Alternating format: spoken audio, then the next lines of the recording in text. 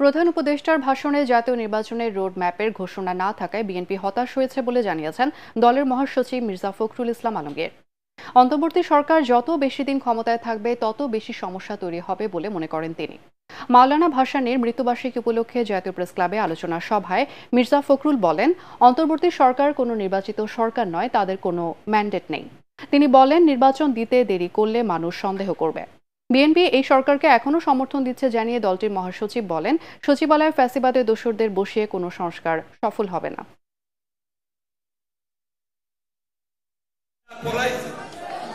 তাই না? এখন ওই জিনিসটা আমি আবারও রিপিট করতে চাই যে আমরা এমন কাজ যেন না করি, কেউই না, যে কাজ আমাদের দেশকে আবার অনিশ্চয়তার দিকে, অস্থিরতার দিকে নিয়ে যাবে। দ্রুত নির্বাচন হওয়াটাই এই দেশের জন্য, জাতির জন্য মঙ্গল। কেন বলছি? আমাদের অভিজ্ঞতা থেকে